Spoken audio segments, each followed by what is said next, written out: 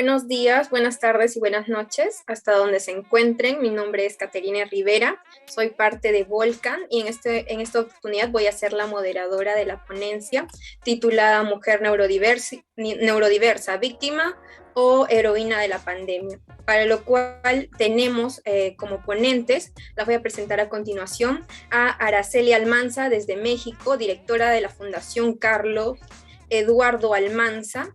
También tenemos a Marta Martín, desde España, abogada, periodista y creadora de Mujer al borde del TDAH. Asimismo está Marta Ibáñez, también desde España, quien es coach profesional certificada por la Institutional Coach Federation. Ella es Life and Executive Coach con formación y coaching de salud. Ella ofrece consultoría y formación en TDAH. Asimismo, tenemos como ponente a Ana Chan, médico de familia y quien el día de hoy nos hablará un poco sobre sus pacientes mujeres durante la pandemia. El conversatorio se va a realizar en 3 partes, un poco de reflexión. También la segunda parte consta en lo que se ha avanzado en ciertos aspectos relacionados al tema y por último hablaremos de qué falta para mejorar, ¿no? Empezamos con la primera parte, ya voy a darle pase a nuestras ponentes.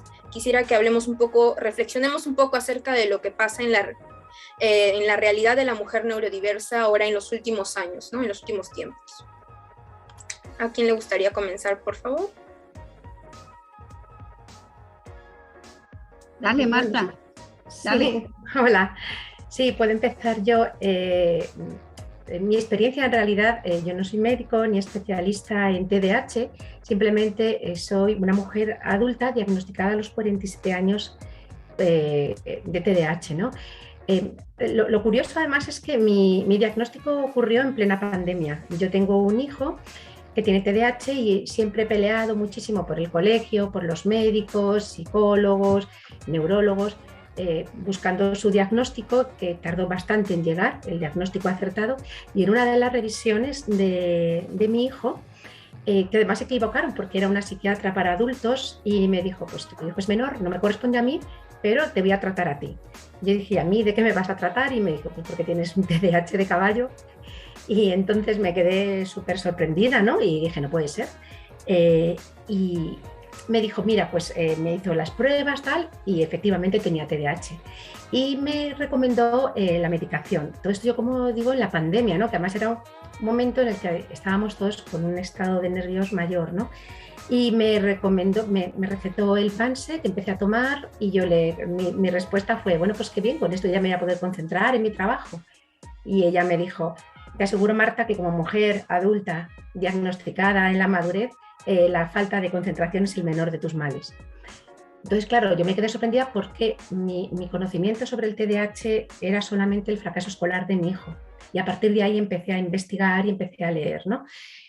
Todo esto ocurrió en pandemia y yo me di cuenta de que algunas cosas cambiaron durante la pandemia porque yo tenía mi diagnóstico y tenía mi medicación. Y a pesar de que no era un escenario ideal para ver mis avances, sí que me fui consciente de determinadas cosas que empezaron a mejorar y de determinadas cosas que había ido arrastrando durante toda mi vida y que en este tiempo pude saber, ¿no? Y pude ser consciente de ellas.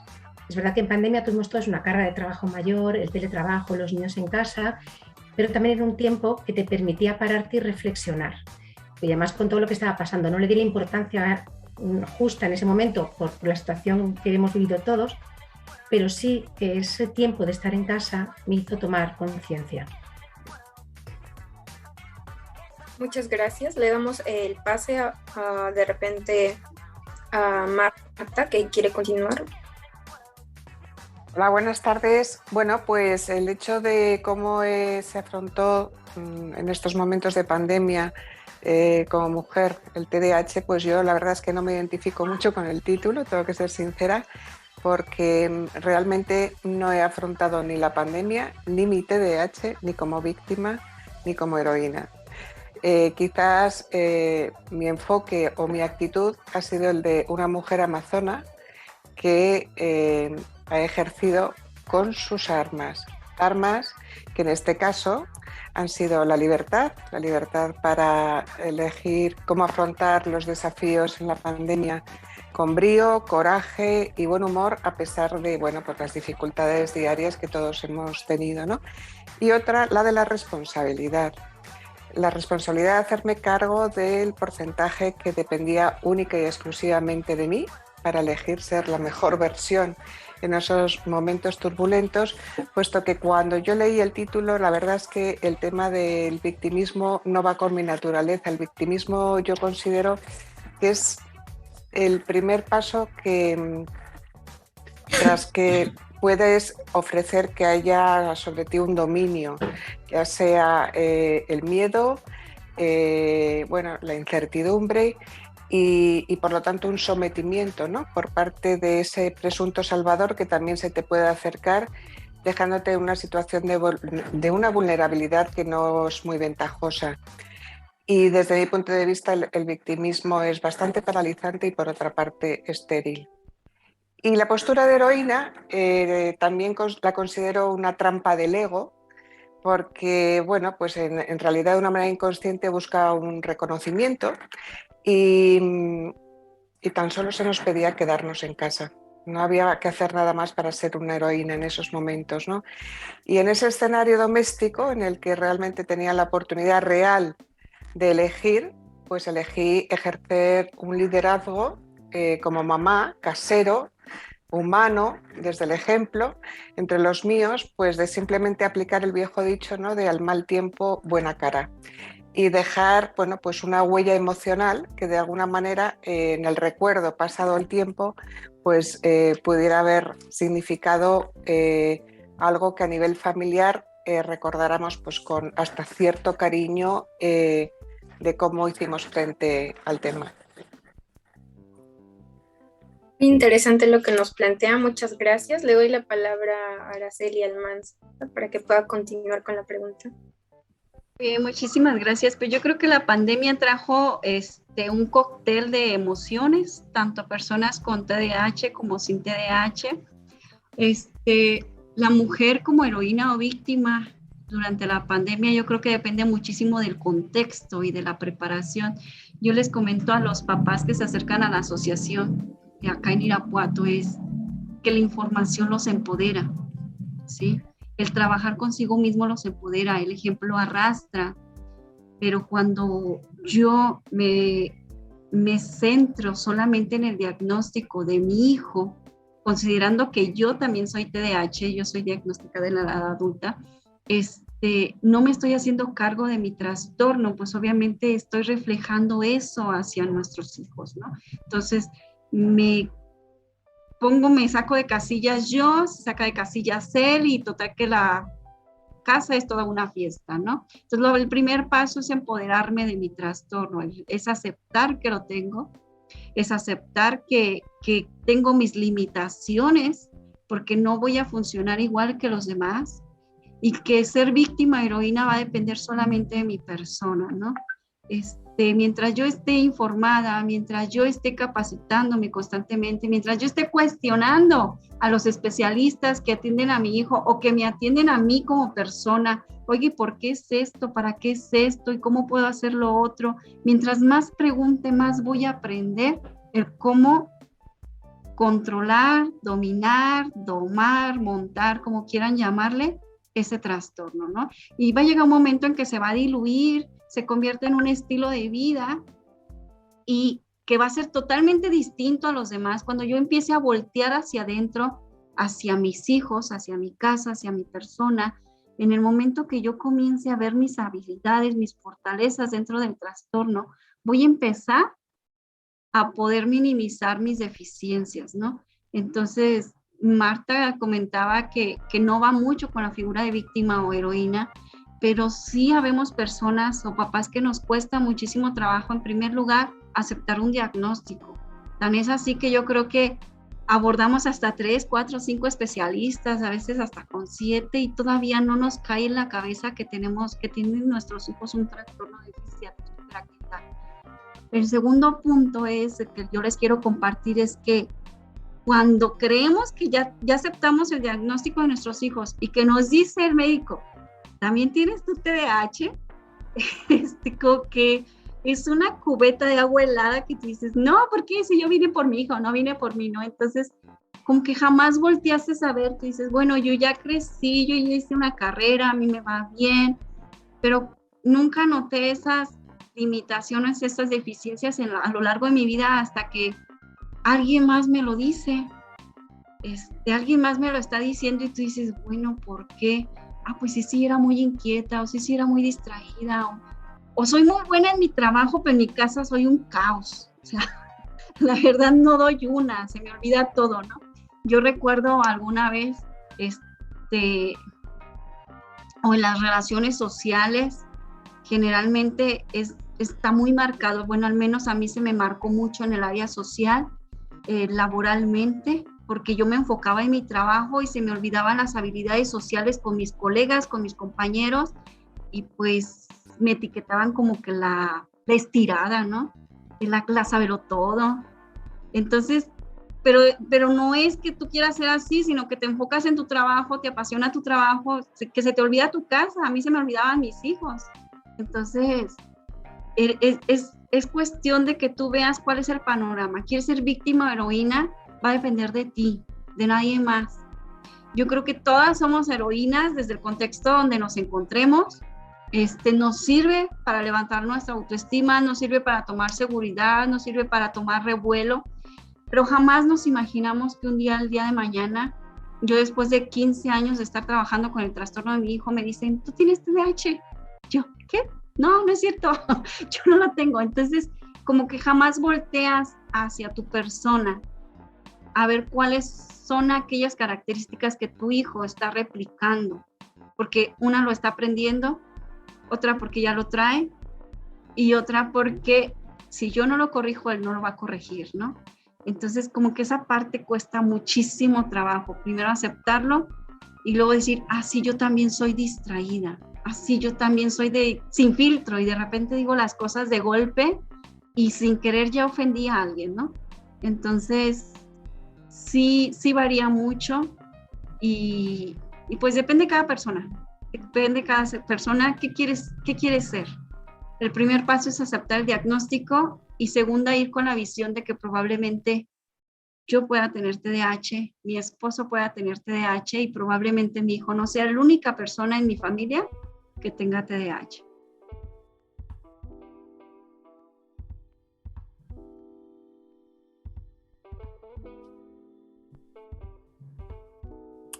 Ok, muchas gracias. Le doy la palabra a la doctora Ana Chan.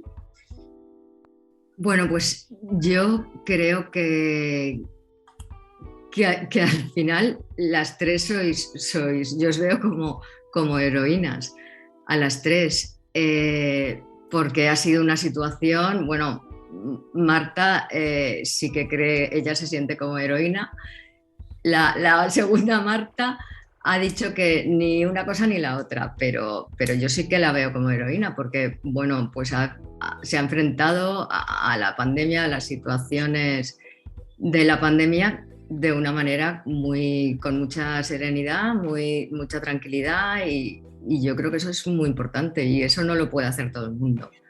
Eso no es capaz de todo el mundo de hacerlo.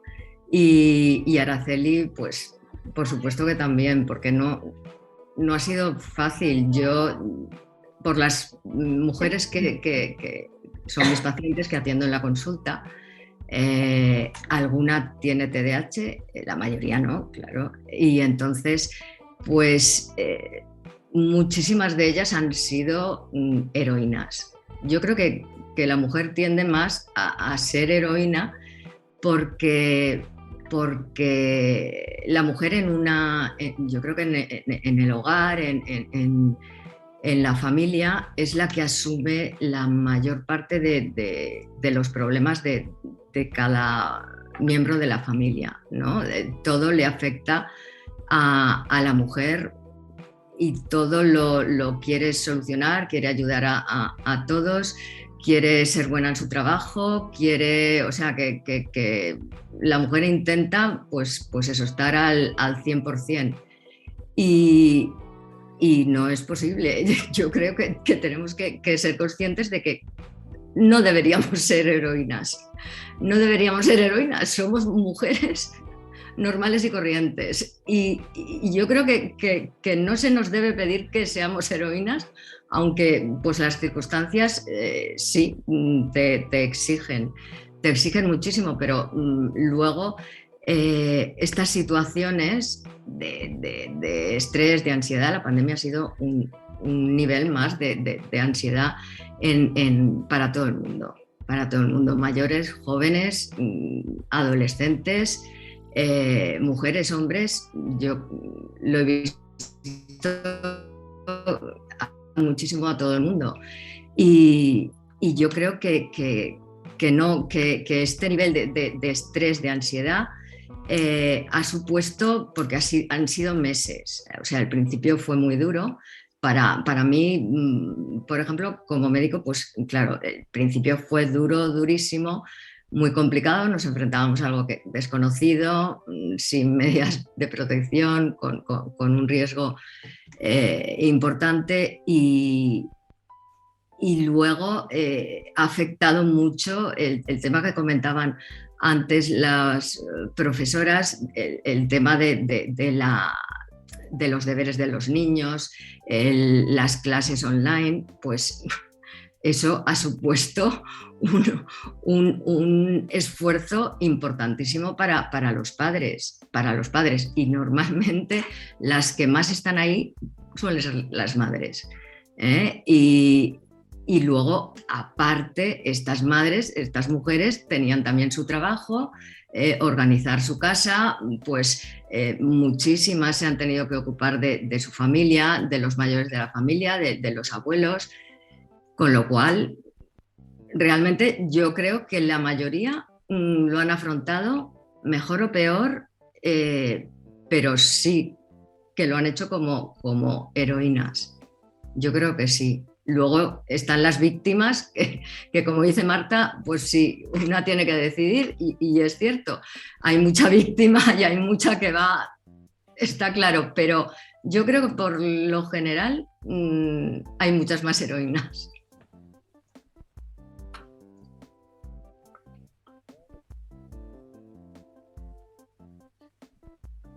Okay, muchas gracias. Es un interesante punto de vista que plantea cada uno. A continuación pasaremos a la siguiente pregunta, que viene a ser: ¿cuánto han avanzado en el contexto familiar, social, laboral, profesional de cada mujer, ¿no? ¿Cuánto se ha avanzado en ese aspecto? No sé si quieren seguir el mismo orden o es que alguien más quisiera empezar esta vez. ¿Podrías aclarar un poquito más la pregunta, Caterina? Sí, ¿qué tanto se ha avanzado con respecto a la mujer neurodiversa en los diferentes contextos con los que se relaciona, ¿no? El contexto familiar, el contexto laboral, social o profesional. De repente Araceli puede iniciar un poquito para aclararnos el panorama de la pregunta. Muchas gracias. Le doy la palabra. Muchas gracias. Mira, yo creo que se ha abordado de diferentes maneras. La pandemia vino a mostrarnos una diversidad de abordar el trabajo, de abordar el área escolar, de abordar el área familiar. No podemos negar que hubo familias que no se conocían, que la pandemia, al confinarnos en un solo lugar a todos, el espacio se minimizó, el perro se estresó, dice, ¿qué hace aquí tanta gente, no?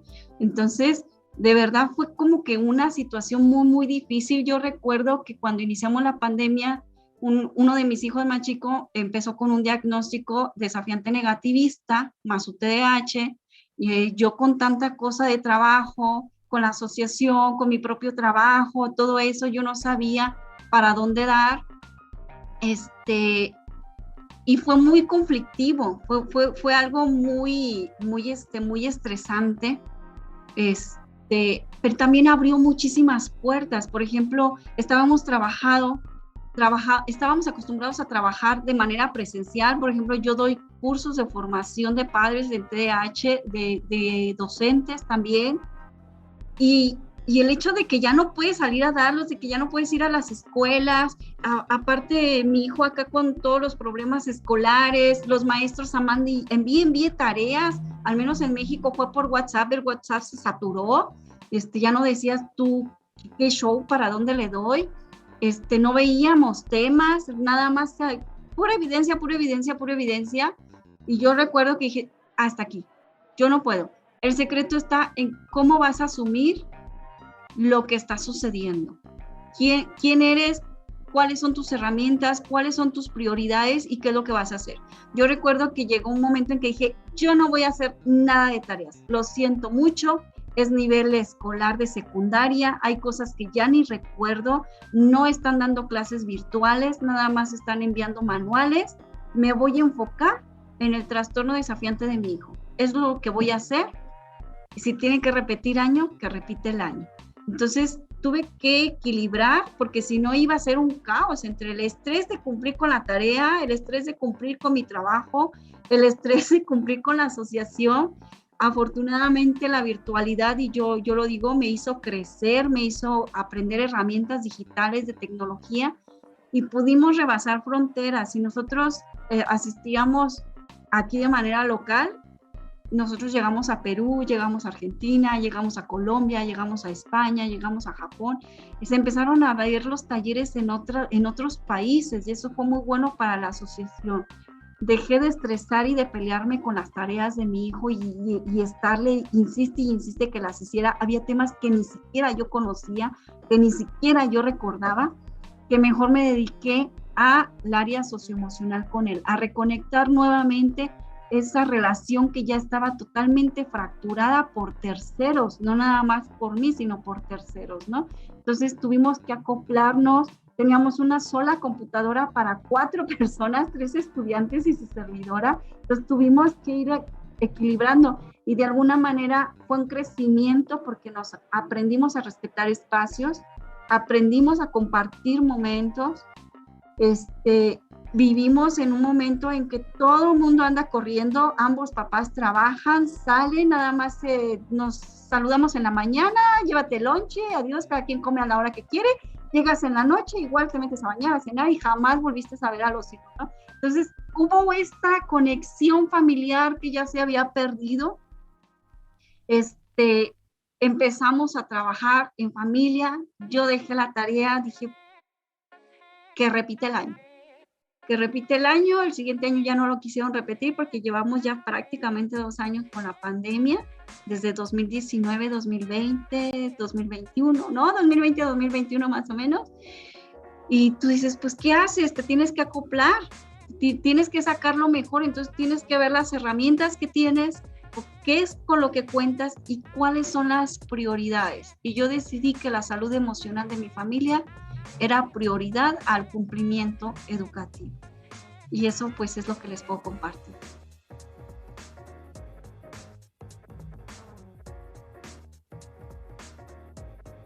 Pues sigo yo si queréis. En mi caso, yo sí que pienso que hay 2 factores que a mí me ayudan.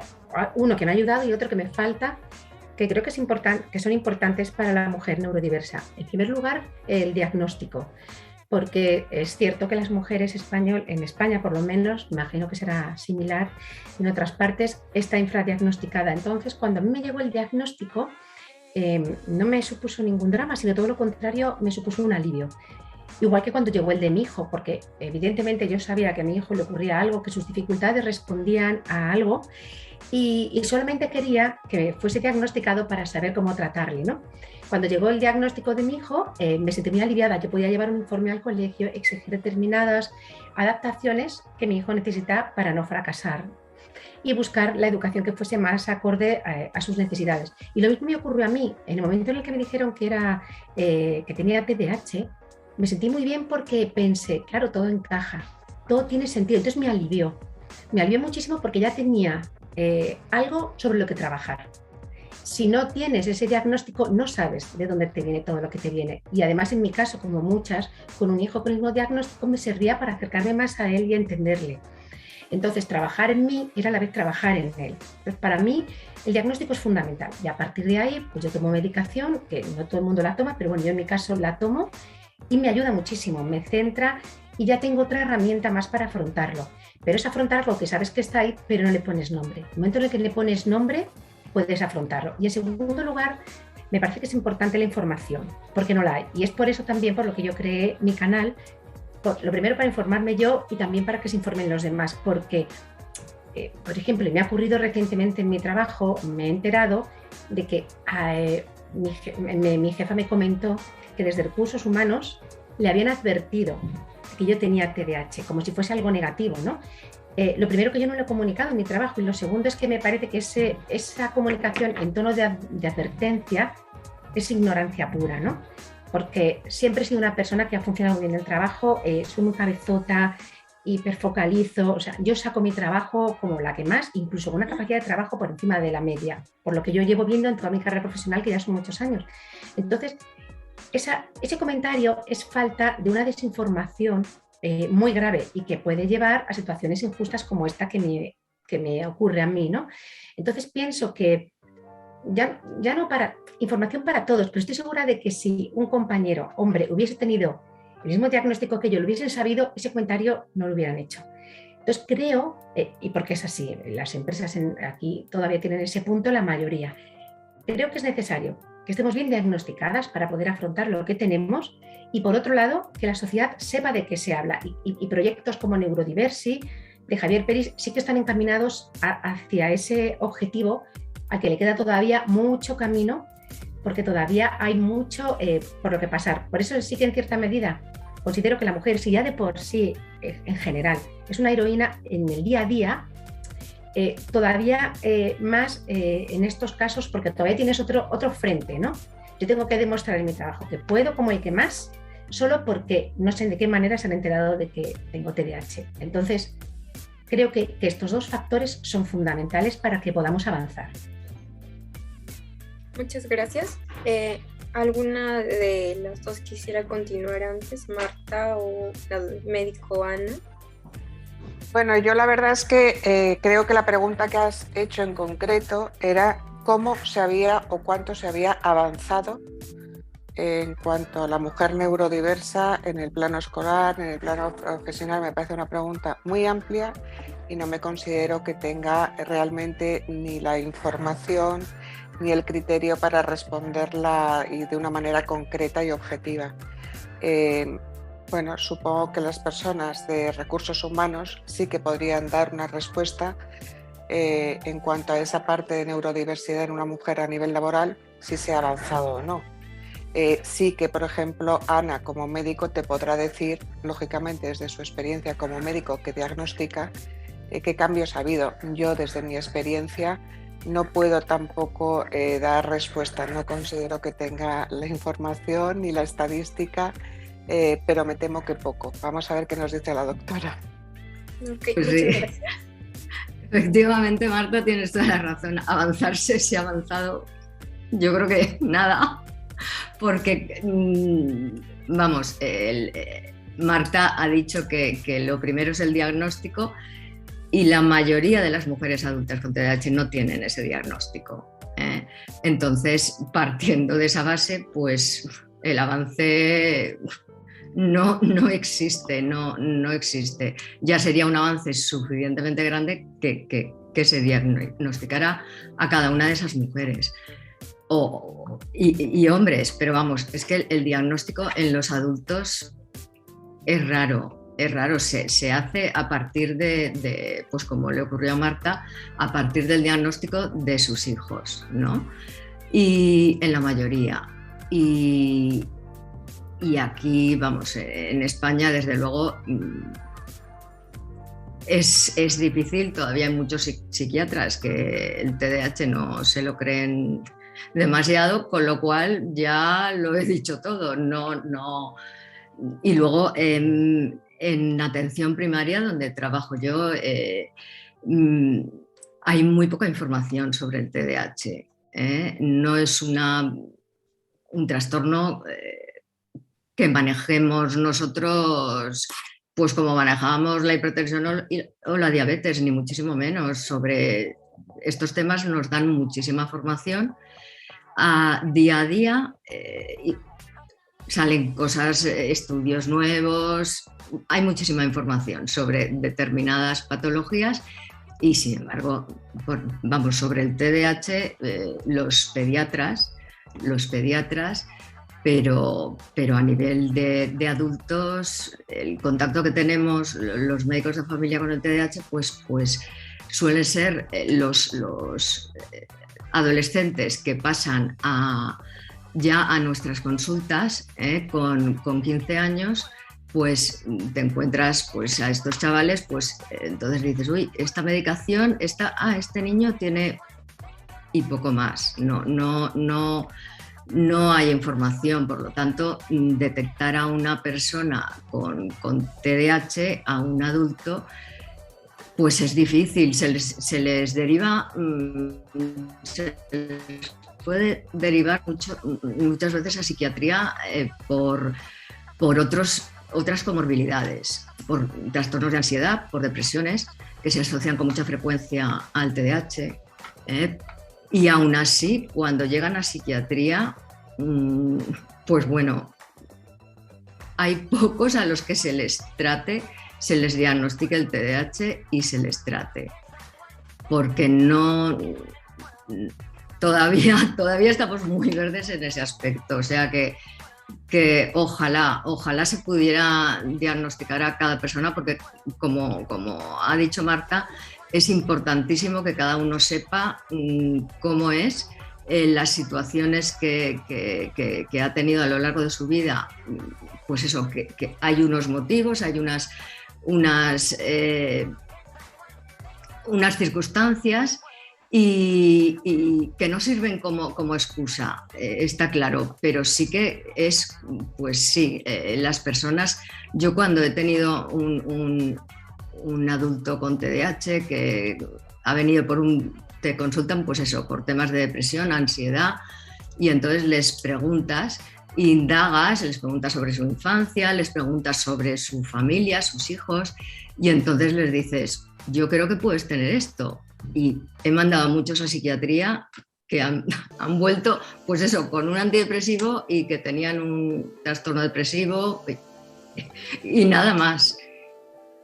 O sea, por eso digo que avances no ha habido.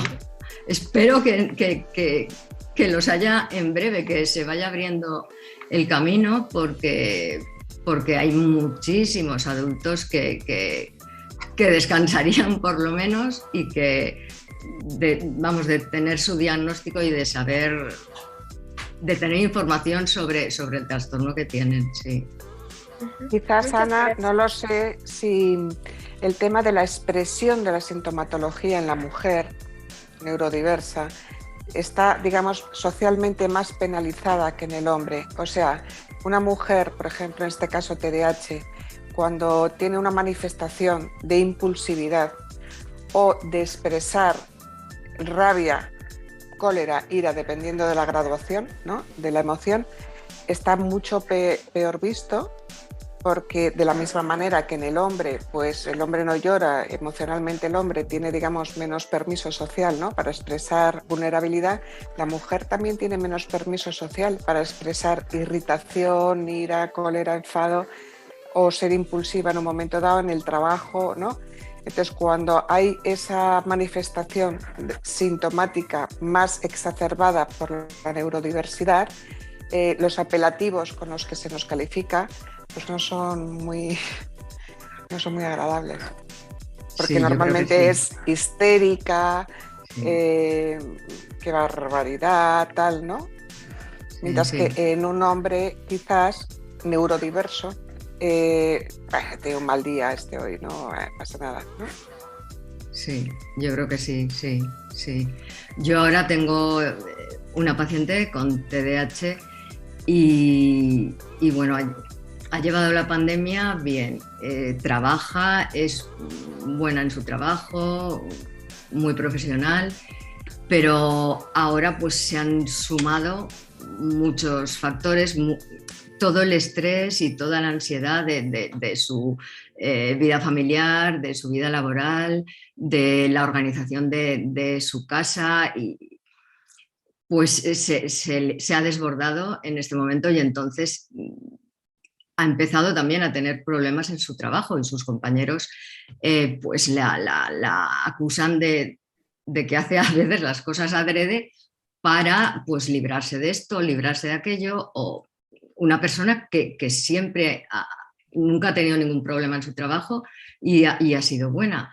Entonces sí, realmente falta información en la sociedad, falta información en la empresa, y haría mucha falta que todo esto pudiera llegar, esta información, a las empresas, a los jefes, a los compañeros. Sí, por supuesto, sí. Muchas gracias por el punto de vista que nos plantea cada una, bajo sus experiencias, bajo lo que conocen. Veo que hemos podido hacer este análisis. En base a este análisis que acabamos de realizar, vamos a plantear qué falta por mejorar, qué se puede hacer, qué le podríamos sugerir a nuestras autoridades, independientemente de donde nos encontremos, que se puede hacer para poder mejorar esta situación. Me parece que Araceli quería comentar algo más, podría complementarlo con la respuesta de las propuestas, por favor. Ok, muchísimas gracias. Pues mira, la primera es seguir difundiendo. Cuando comentan lo del avance, yo creo que avance se llama a cualquier paso que se dé, y ahorita ya se empieza a poder hablar de la mujer neurodiversa, aunque sea diagnosticada a través de su hijo, pero ya se habla de la mujer neurodiversa, ya hablamos de un paso. Por otro lado, seguir difundiendo para crear las políticas públicas que nos hagan visibles ante el gobierno y ante la educación, y dejar de normalizar desde el estado socioeducativo, desde el familiar, todo esto, porque es cultural. La mujer está por debajo porque así lo hemos permitido, desde el laboral, desde el familiar, desde que la mujer es más emocional y el hombre no llora. ¿Quiénes son las personas que nos inculcan eso? Si no es la misma familia, ¿sí? Entonces, dejar de normalizar eso. Yo cuando doy pláticas ahí en la asociación, yo les digo, la calidad de una mujer con TDAH se ve mermada por el pensamiento de los demás. Cuando una mujer tiene TDAH desde el nivel primaria, desde el nivel kinder, se da más en la inatención, y lo primero que dicen los maestros es quietecita, va lenta, pero va aprendiendo. Ya desde ahí ya estamos normalizando la situación. La mujer es más tranquila, aprende más lento. Yo he conocido empresas donde las mujeres y los hombres realizan exactamente el mismo trabajo, y el hombre, por ser hombre, gana más. Entonces, es trabajar con el TDAH, es trabajar contra el pensamiento, es tener que demostrar no nomás a la familia, sino también al área laboral, es tener que demostrarnos a nosotras mismas. Entonces, es seguir difundiendo y empezar a crear las políticas, acercarnos a las personas indicadas para que creen las políticas para que nos puedan hacer visibles. Muchas gracias. Le voy a dar la palabra a Marta Martín.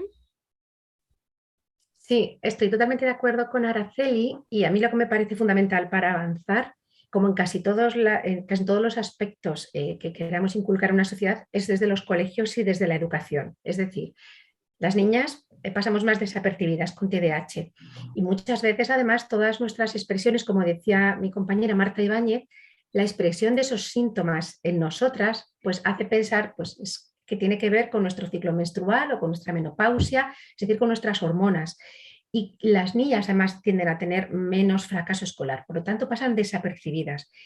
Lo que yo he visto, tanto con mi hijo, como cada vez que voy leyendo y aprendiendo más, es que en los colegios no hay formación del profesorado, no hay especialistas, no hay orientadores. Por ejemplo, en el colegio de mi hijo faltaba un orientador, yo lo tuve que buscar por fuera, pero esa figura de un orientador que mire de cerca a los niños y a las niñas y vea ese diagnóstico desde el principio, desde que ya se empieza a ver esos primeros síntomas, es fundamental. Pero no hay esa educación de nuestros docentes. Y si desde el colegio esto no se empieza a controlar o se empieza a diagnosticar o a visibilizar a nuestras niñas, es verdad que llegas a una mujer adulta sin ese diagnóstico. Entonces, creo que falta formación y profesionales especializados en TDAH, tanto para los niños en los colegios, incluso ya para nosotros en nuestra madurez. Muchas gracias. Le voy a dar la palabra a Marta Ibáñez para que pueda continuar con las propuestas. Bueno, vamos a ver, el hay que a mí no me gusta, ¿no? El hay que hacer, hay que... Yo ya llevo muchos años en esto, sé todo lo que se ha hecho a nivel político y a nivel de instancias donde realmente se pueden tomar decisiones. Se ha hecho mucho, se ha hecho mucho. Lo único que ocurre es que todo eso requiere una inversión económica que realmente haga posible aquello que pudiera cambiar algo significativamente. Es decir, bueno, ¿de qué sirve que haya más información en un colegio y que los profesores tengan un curso si no les van a poner más profesores en el aula? Porque en un aula de 20 niños, con que haya 3 niños TDAH, no hay profesor que pueda tirar adelante con el curso. Entonces, claro, no interesa, porque entonces cuanto más sepa el docente, más va a reclamar un refuerzo, más va a reclamar unas figuras que existen en otros países que centralizan la información del niño a lo largo del día. El orientador, yo pasé por colegios, he conocido muchos orientadores, bueno, pues el orientador lo que te hace es solamente aborda a aquel que ya está diagnosticado para que el profesorado pueda tener unas, pueda tener en cuanto a la parte de examen una serie de ciertas mejoras en cuanto a que el niño, pues bueno, pues le dan un poquito más de tiempo para que haga el examen. Pero ¿qué ocurre? Que los otros niños también critican el por qué este tiene más tiempo que yo, por ejemplo, ¿no? O, es decir, realmente lo que hace falta es, desde mi punto de vista, hablo ya desde mi particular visión de con mucho conocimiento, muchos años y habiendo estado con gente que realmente se ha implicado y muchísimo, lo que hace falta es dinero.